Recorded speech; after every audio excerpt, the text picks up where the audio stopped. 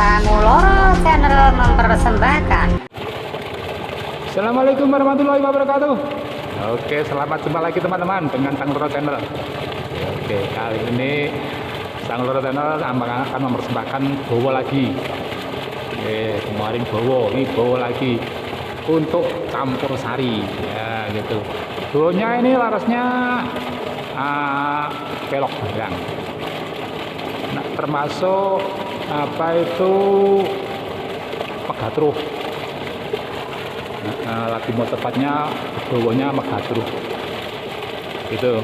Jadi nanti jatuhnya ke selanjutnya lagunya adalah lagu hati-hati pasnya itu seperti bowonya, tapi ada apa kaitannya dengan sebuah lagu hati-hati, makanya tepatnya lagunya nanti adalah hati-hati.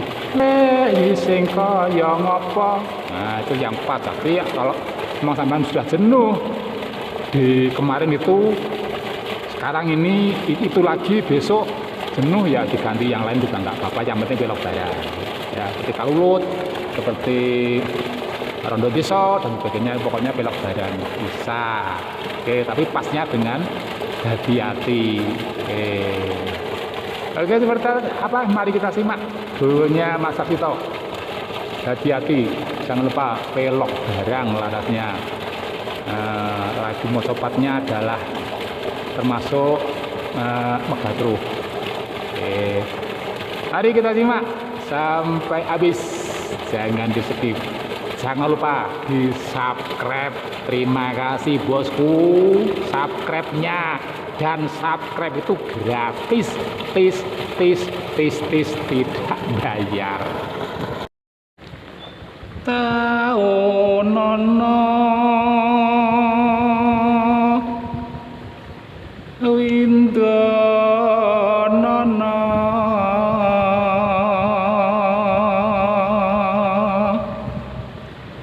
nganti pikun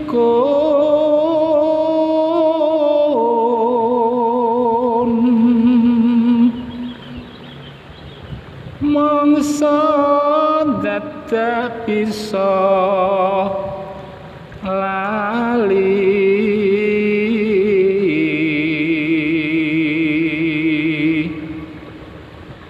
marang dika ingkang tuhu rina wengi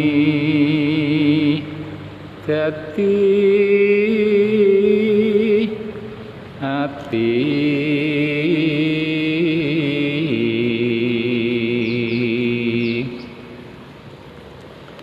prasa jatur bisa momong.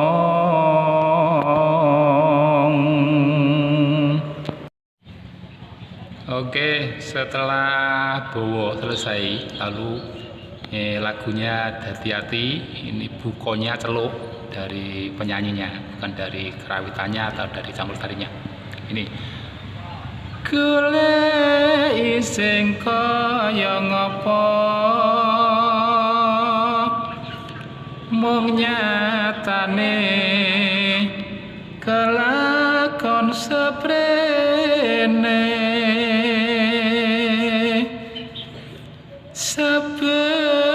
saben gendro wekasane malah bangun tresno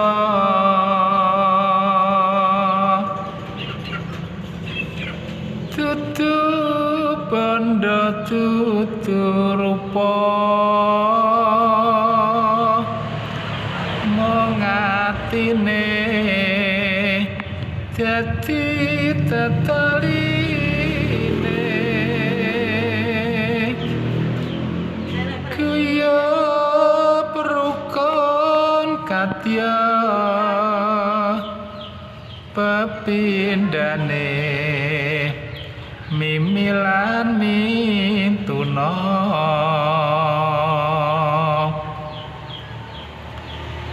awit jamak lumrahe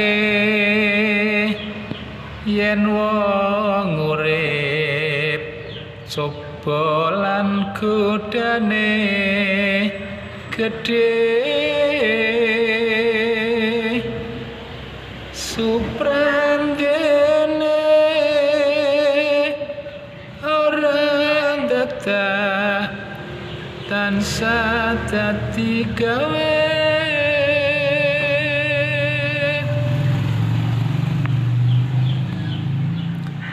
rino wangi dadi ati wong prasaja luhur bebutene dasare kemati mama putra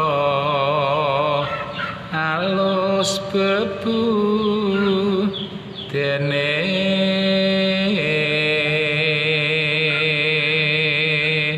Terima kasih, semoga bisa dipelajari. Oke bosku, terima kasih lagi sekali lagi, jangan lupa di subscribe. Oke.